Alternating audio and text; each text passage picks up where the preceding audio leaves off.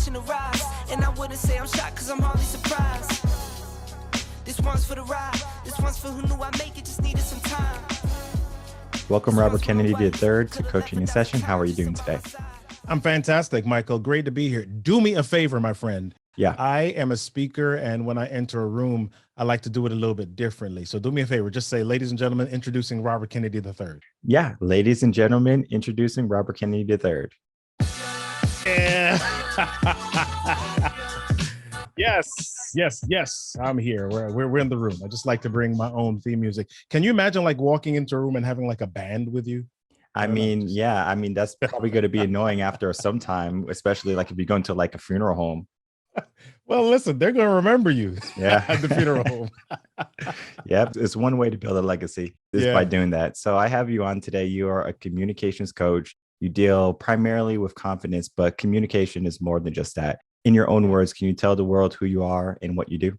Oh, man. My name is Robert Kennedy III. RK3 is what the cool people call me. I am a communication coach, as Michael just mentioned. I run a training company, Kinetic Communications. I've been doing that for about 5 or 6 years. I've been in the speaking industry officially for about 5 years or so, but my communication background goes as far back as, my gosh, when I was in the classroom teaching biology and physics, physical science as a teacher, as a high school teacher back in the day. So I've been in this talking to people, teaching people space for quite some time. What was the transition like for you going from teaching to communication and working with people and being that public speaking figure? Yeah, well, it was a good transition. I don't know if it was just kind of this intentional, okay, I'm going to go over there moment, Michael. It was kind of a sequence of things. I think I've been an entrepreneur at heart for a very long time. So even when I was in teaching or when I was in corporate, I didn't fit, right? There are some things that caused me to not do as well as I wanted to in those spaces. And I always knew that there was something that I needed to be doing where I could call the shots differently. So, at some point, there was one specific moment where I moved my family about 500 miles away from where we were. And about 10 days after we moved from the state of Massachusetts to Maryland, I lost my job as an online faculty. And so I had to figure some things out because I wasn't getting any callbacks. I wasn't getting any interviews. And so I had to figure out how to contribute and support my family. And so that's where my first real experience with 100% entrepreneurship came about. And so my speaking and training has kind of grown from that space. And would you go back to being an educator in the public school system? No. Easy.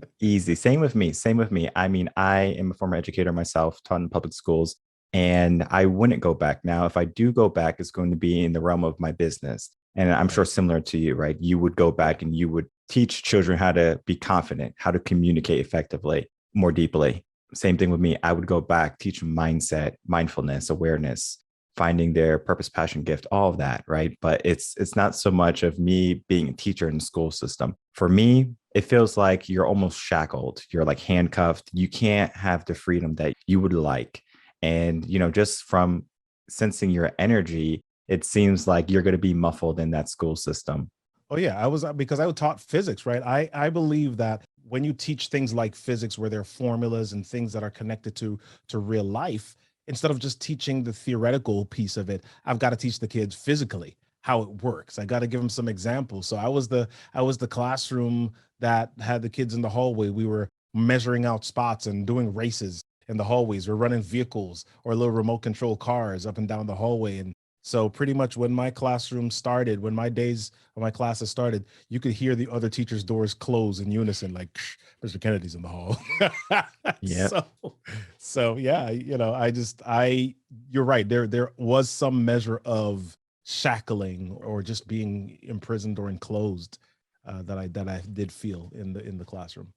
They've kind of taken that away from like the old school way of teaching, where teachers have more reign to teach how they want to. And now it's more curriculum and assessment type of teaching. And this is not how children learn effectively. It's making them more stressed. It's making them more concerned with what a grade is to them, rather than them figuring out, well, what would I like to do in life? and then not having the teacher say, well, your circumstances doesn't allow that. And I mean, just in my teaching career alone and all my coaching, I can see people going up to young minds and saying, yeah, that's not for you, right? So they're basically telling someone else that their dream is not approachable or is the correct dream. And I find that to be far from the truth. If a young mind wants to go for something, we have to be the people that encourage them and say, hey, let's go get that. And that kind of goes into confidence, and why I have you on is because those young minds that are growing up, they want to be confident in their dream. But when they have an adult kind of saying, yeah, this dream is not for you, you'll never be able to achieve that, their confidence kind of hits rock bottom, and some recover, some don't. But if we can, let's talk about that type of confidence and that type of building up of the young minds, and then going from there. Yeah. Well, I mean, I think one of the things that I've learned over time is my definition of confidence has changed a little bit. I remember being young, going to high school, and there was this guy that I was a little bit jealous of him. Every time he would walk into a room, people would just be attracted or just magnetized to this guy. And it felt like he had this special charisma. There was just something special about him. And people referred to him as being confident. And so I kind of thought that, okay, there's this gene that some people have. Some people have this confidence gene and other people don't have it. Mhm. And what I learned over time that is that confidence, and my definition of confidence, is repetition with the expectation of success, right? So the more that you do something, the more confident you become in that thing, right? Mhm. My daughter learned how to drive a couple of years ago. And when we first started with her driving lessons, she was like, let me look in this mirror and then that mirror and then make sure all my dials are set, and then she literally had to think through everything. Nowadays, she like zooms out of the cul-de-sac and we're like, dude, slow down. So she's not Mhm. thinking about all those different things because now she's repeated some things enough and she's confident in that behavior. So I think one of the things that we may miss in the school systems or even in the corporate setting is really, number one, clarifying what it is that people need to be able to do effectively, clarifying what's the end game, what's the goal, and then allowing people to repeat little pieces of success, if you will, so that they can then become and show up in a more confident way every day. For me, the feeling of confidence comes after the action. So we Yes. have to first do the act, and we're not going to be confident initially. So Yep. we're doing something we're not confident in. If you do it enough, you become confident. Similar Yes. to how if you're getting into public speaking, you might Yep. be not in the realm or the mindset of public speaking. You see everything about public speaking as being negative. I'm going to go up stage and I'm going to mess up. I'm not confident. I'm not like RK the third. I'm not him. And then they're comparing themselves because they see that you're such an eloquent speaker, and they compare themselves to you, and they're like, I'm only a fraction or a margin of what that was.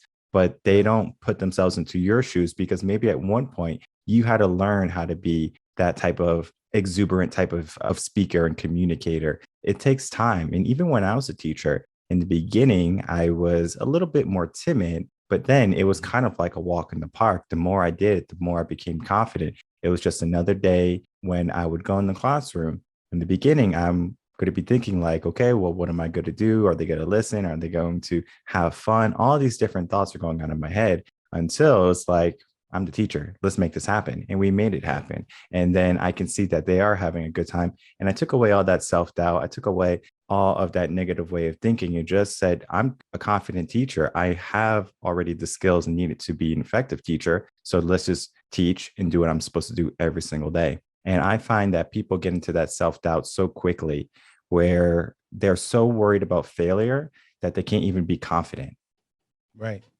Well, I mean, I think a piece of that also is if we go back a second to what you said originally is taking action. So the first piece of confidence is courage, right? You've got to be willing to step outside of your comfort zone. Everything that you want to accomplish is beyond your comfort zone, right? And so when we think about public speaking as the example, there are some feelings that are associated with public speaking. There's some mental cages or there's some mental fences that you've got to jump in order to get to a certain spot. And a lot of people have this nervousness associated with public speaking. They're like, oh my gosh, Robert's on the stage, or I've got to be on the stage. I got to speak after Robert, or I've got to speak, at some point. And they associate that, okay, if I go up there, that means I'm kind of by myself. There's nobody around me. Everybody else is on the stage, on the chair in front, looking for me to fail, looking for me to mess up so they can point their fingers and criticize me.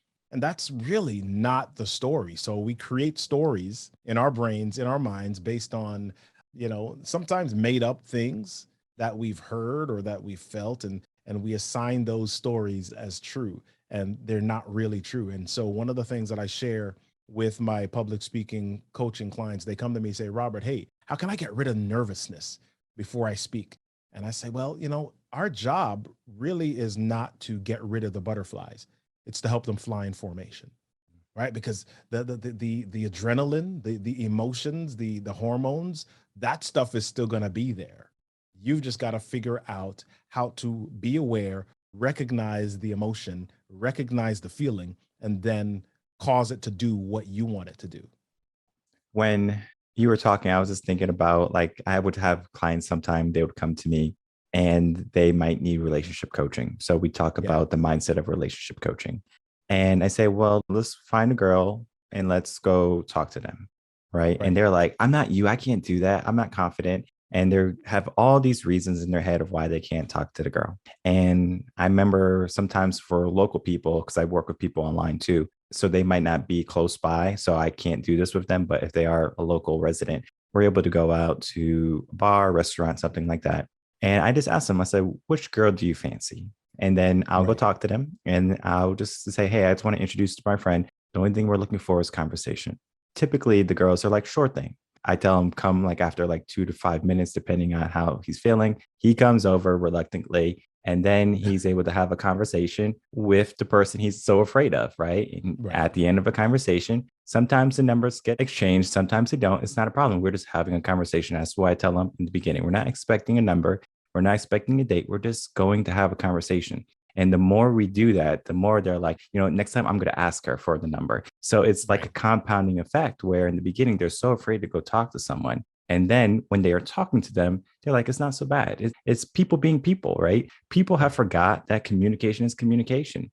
And I'm not sure if it's so much about maybe cell phones technology has taken that kind of away from us to be in good communication with the humankind, in direct contact with them. It's because it's so easy to send a text message. It's so easy to write an email rather than spending some time with someone in person, getting to know them, and then having a conversation, whether it be good, bad, or if you agree to disagree.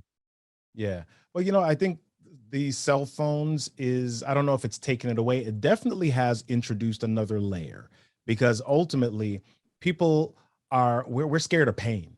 We don't like pain. And so we do everything that we can do to not introduce pain or discomfort. Right. I mean, and the truth is, I think, as I just mentioned, with regard to creating these big stories in our minds, it's like the little kid, right? When the kid they're like, oh, mom, I saw the boogie monster. Right. And they see a shadow, or there's a tree branch outside of their room, that they see the shadow from the tree branch in their room. And that they're like, oh, my gosh, they concoct this huge story in their minds over something that is just a tree branch waving in the wind. Right? Or you think about going to the doctor to get an injection. It's like this little needle. And yet we freak out, or there are people that freak out because, like, I don't want to be stuck by this needle. They're thinking this little needle is going to cause this huge pain. Right? And so when we think about this from a communication perspective, a lot of people, I know people that are like, yeah, let me just send the text because I don't want to have the continued conversation. Because I don't want to have the response. I don't want to have to defend myself. I don't want to have to be wrong. Ooh, I don't want to have to be, I don't want to have to navigate any sort of conflict here. So yeah, cell phone shorthand language has definitely introduced another layer, but it's all still based on people trying to navigate or move past hurt. We don't like pain or discomfort, so we're trying to avoid it at all costs. Yeah, and that's just a condition of developing habits and routine. Similar Yep. to how if you go to the gym, you Mhm. might not like going to the gym the first week, the first month, even because Yeah. every week you're coming home and you're just sore, miserable, miserable, miserable. When you're on the treadmill, you're just huffing and puffing and you're like, this sucks. Now, there is a bright side to the story. If you keep going, that treadmill becomes easier. Going to the gym becomes easier. And then it's going to be maintenance, basically. At that point, I don't go to the gym and feel like I'm about to die every single day I'm in the gym. I go to the gym 5 days out of the week. I would say I push myself to extreme probably 2 out of those 5 days. And Yeah. that's just because on 2 of the 5 days, I'm probably doing some type of intense cardio. But for Right. me, it's natural. My heart will elevate, but my mind is not like, oh my God, what's happening? My body has done it so many times already. Whereas, like, yep, it's just another Tuesday and it just Yeah. keeps moving. When we get that fight or flight type of response, the body doesn't know if we're in real danger or if we're in a pretend danger, because public speaking, communicating with others, that's pretend danger.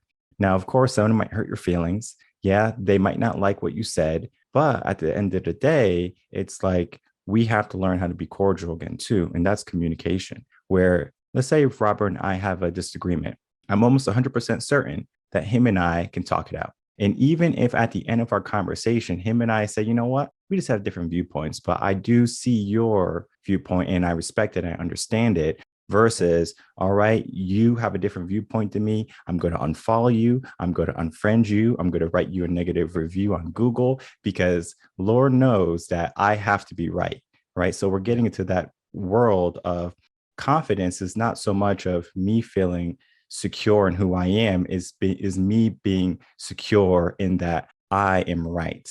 I am following my truths or my belief. People have gotten so entwined in their value system where they are now blind and they can't see the rest of the world, where they're Yeah. just looking at their situation. The world is a big place, and not everyone is going to have what you have. A little bit is society, but then a little bit is people don't take the time to learn these skills of communication and confidence. So when we get to that point where someone doesn't have those skills, what are the first steps that we can take or that you can take as a communications coach to help them understand that communication is more than just talking or a text message? Well, communication, the biggest piece of communication is listening, right? One of the things that I share when people are asking for help about going on stage or public speaking, and they say, "How do I open my speech? How do I open my talk?" And I say, one of the best things that you can do, right? For those that are listening to Michael's podcast right now, get ready, get ready. I'm just about to share the secret with you. I'm about to share a cheat code with you, right? You want to gain people's trust, you want to gain their attention, you want to engage them immediately. One of the best ways to do that is to ask a question, right? Because if you ask a question from a scientific perspective, our minds, there's a trigger in our minds called, in our brains called instinctive elaboration. And that simply means that we can't help but answer a question, right? When a question is asked, our minds literally begin searching through its Rolodex or a database of experiences. Did I experience that? Do I want to experience that? Do I not want to experience that anymore? And so we're trying to form connections because that's what we want to do naturally, right? And so if I'm a speaker, I ask questions to create connection with people. As a communicator, if it's just conversation, how do you get to know people better? How do you find out a bit more about their perspective? How do you understand what drives them, what they believe in, what are their values? You do that not by arguing with them or forcing your viewpoint down their throat. You ask questions to find out where they're coming from and what they think. And then when they're ready to answer, you shut up and you listen and you get clues from that, because that is where you begin to form connection and create trust. But that happens only if you are willing to shut down your need to be right for a moment and then just be open to hearing the different views or the different vantage points of people in the world, man. So yeah, we've got to listen. That's a big piece. Yeah, no, listening is very important. And it is a skill that many people need some work on. And one of the best ways that you can actually enhance your listening skills is podcasts like this, where you don't have the chance to speak to us. You can't press pause and say, all right, Michael, all right, Robert, and then talk to us. We're not going to hear you, right? If you're talking to yourself, have fun. But at the same time, the conversation that we're having, Robert and I are having, has already passed. So you can learn from our conversation. You can listen. And then once you get that knowledge or all that wisdom that we're going to be talking about in this episode, then you can start to come to your own conclusions in your mind. And then you can ask questions to other people around you. Hey, I listened to this podcast. Do you believe that listening is one of the most important parts of communication? Now they're thinking like, that's a good question. Yes, it is, right? Being able to listen to someone. And then he's getting a first world experience of, my mom just said this, my dad, my grandma, whoever they asked. Listening is so important.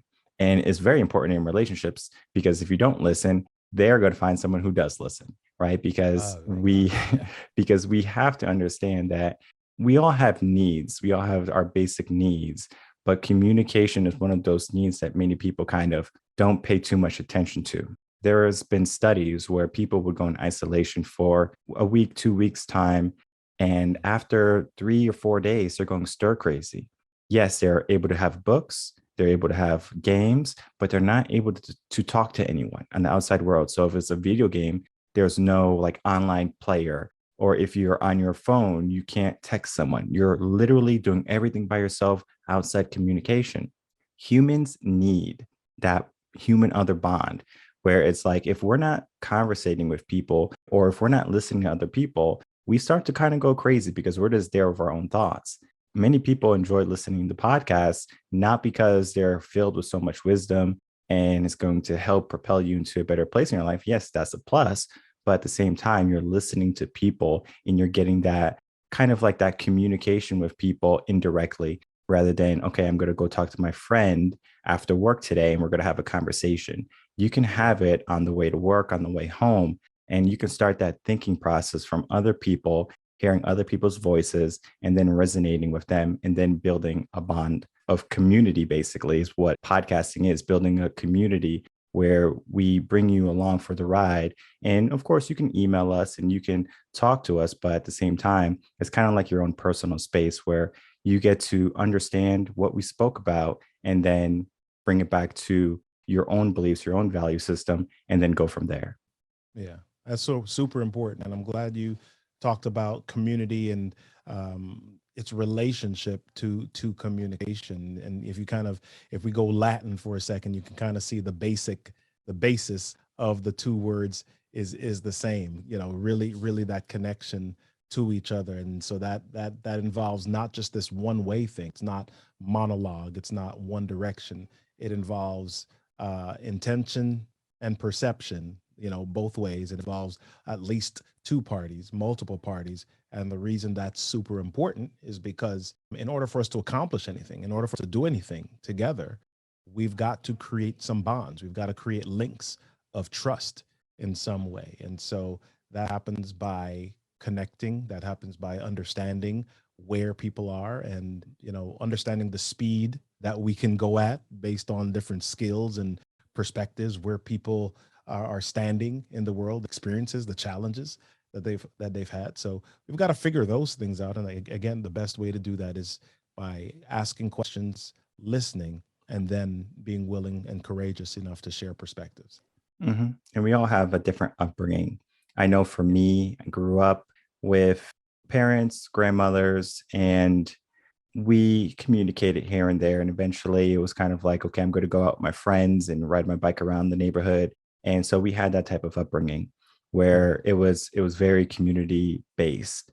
Nowadays, and I mean, we can look at the quarantine, the lockdowns, to kind of being a different way of life where we kind of took that aspect away from children, where it's like everything is going to be online now. They did online learning for a year and a half.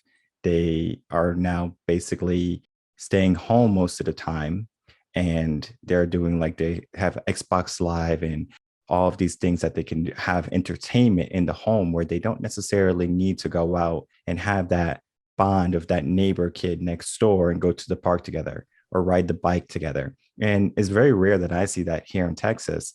But when I was younger, it was so prominent where people would go out and form those bonds. Now it's kind of like we have shied away from it. And again, I mean, I'm sure a little bit is to blame with the quarantines and lockdowns, and it kind of put people into a different perspective because I mean, that, this is a rabbit hole type of question.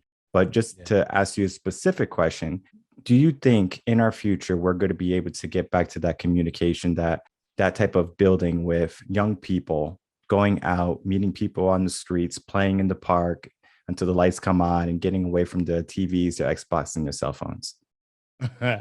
I'm always wary of any question that is like getting back to, Hmm. because as much as we would like it to, I mean, history is history. We can never go back to what it was like, and we can attempt, but it's never going to be exactly the same because technology is always moving us forward. Conversations, relationships, things are changing, and there's always something new in the space that affects how we operate.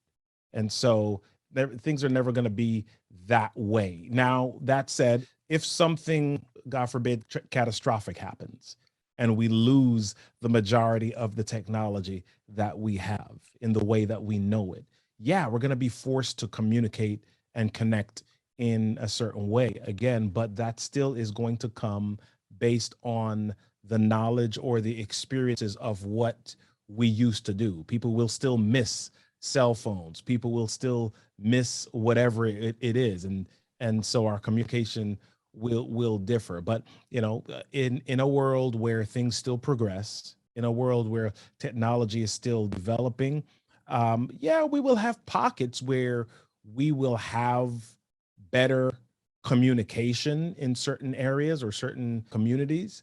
But now it's really about us figuring out what it is that we want. What is the result that we're after? And then just being intentional with the technologies that we have and the communities and the experiences that we have to create. For example, something as simple as if you're a family and you've got maybe a nuclear family that consists of, parents and children. What is your intention? So in our household, we've had this thing for a long time at the dinner table when we sit down to eat dinner together.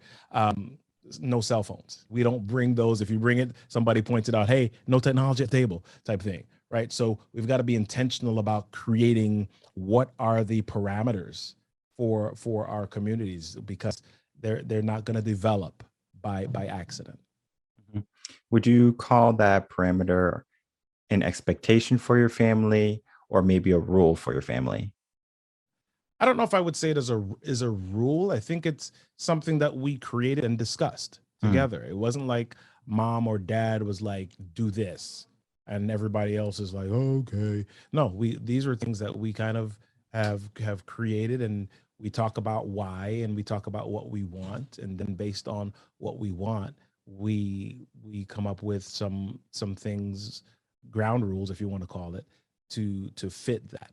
mm, Um, but there are times where it's like, yeah, we're doing something and it calls for taking out the phone. It mm, calls for texting somebody. Or during this pandemic where we had Thanksgiving at home and we couldn't be at our parents' house, we FaceTimed everybody. And so there were some people, there was like 4 iPads around the table while while we're eating, they're eating. And so, you adjust based on the results that you're after in that moment.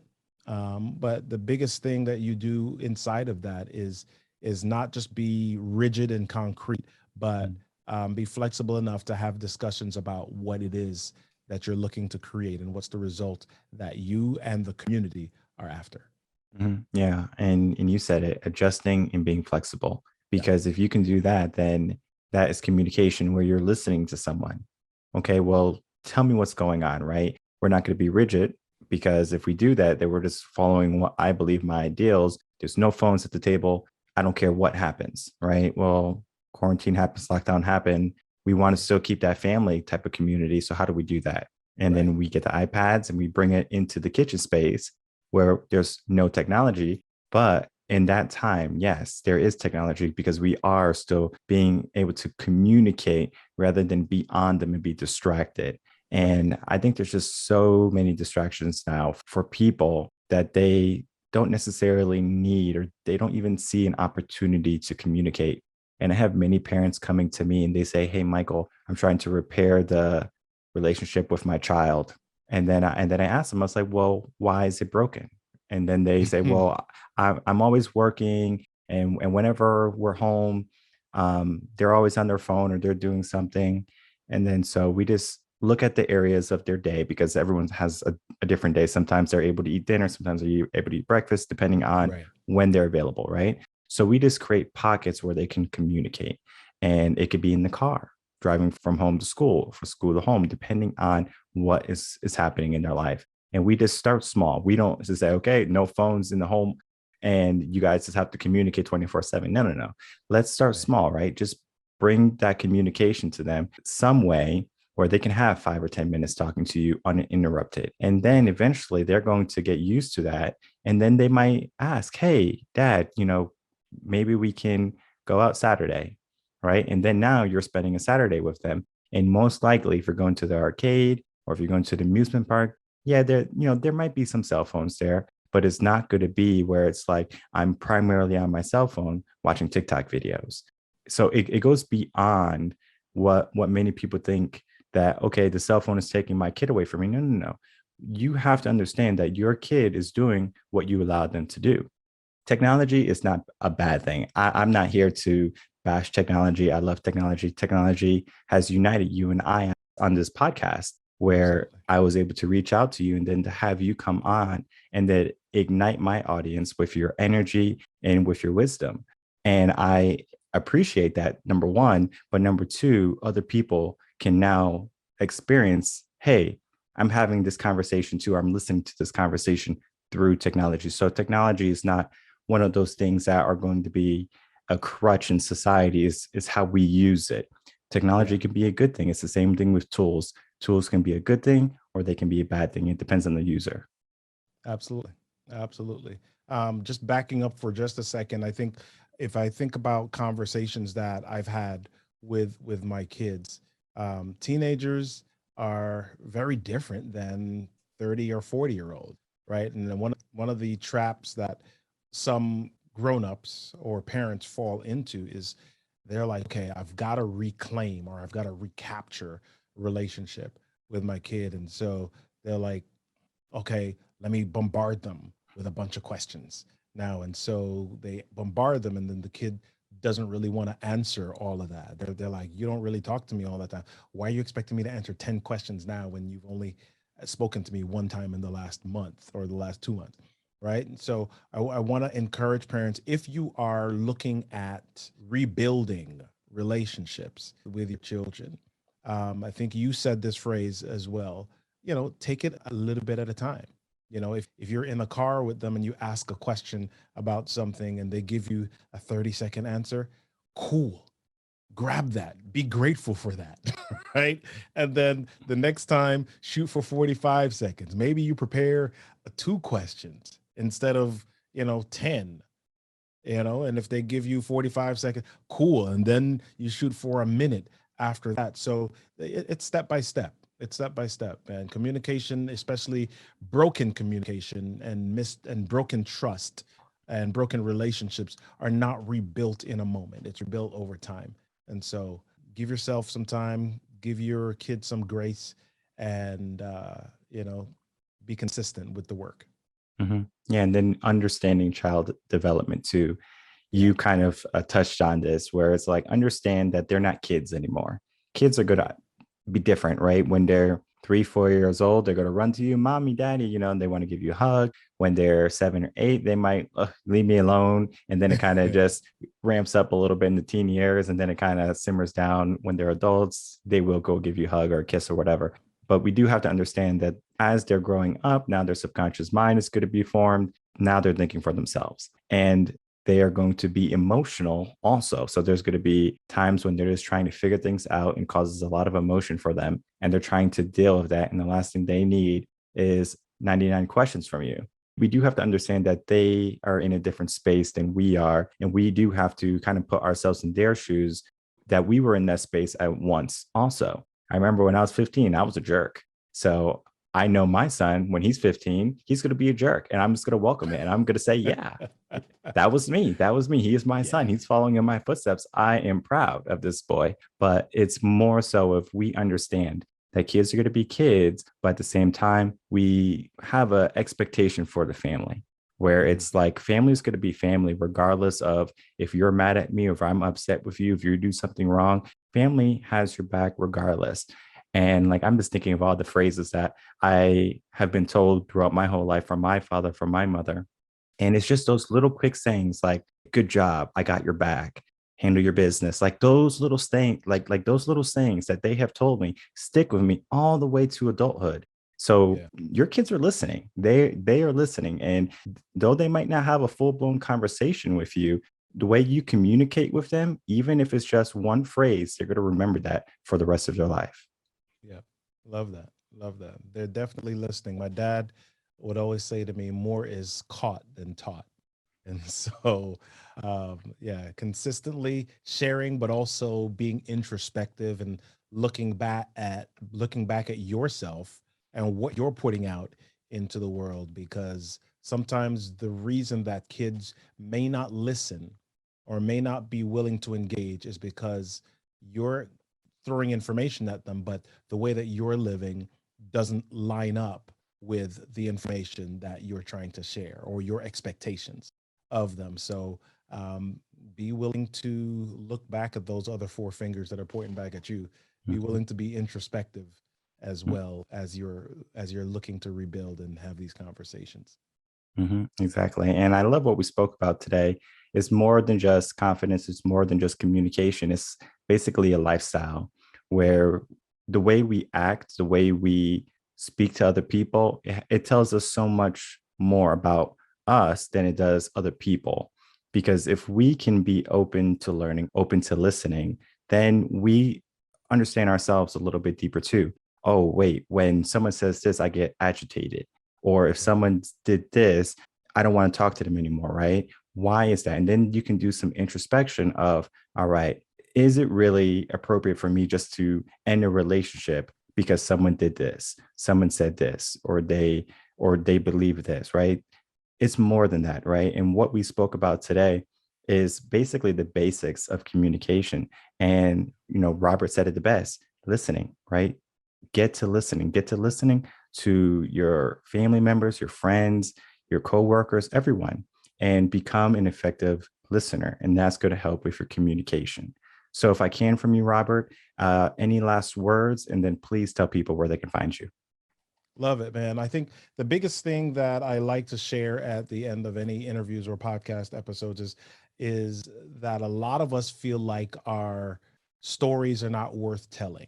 We hold things inside and we don't connect, we don't communicate because we feel very isolated. But I just like going to the gym, I like to say that the experiences that happen to us are meant to help us grow stronger.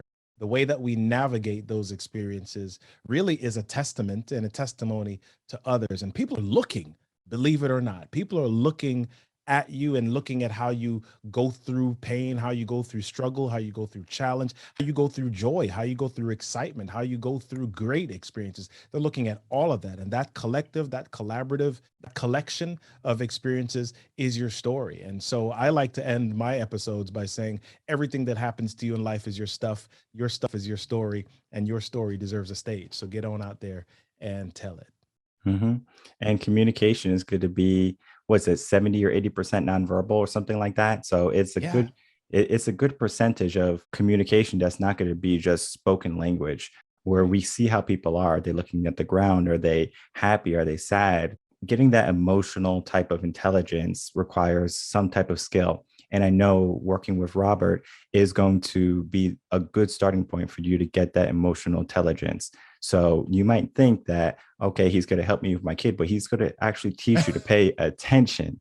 Pay attention to your kid, pay attention to your family members or to your peers, and then get a good understanding of where they are and where you would like to be.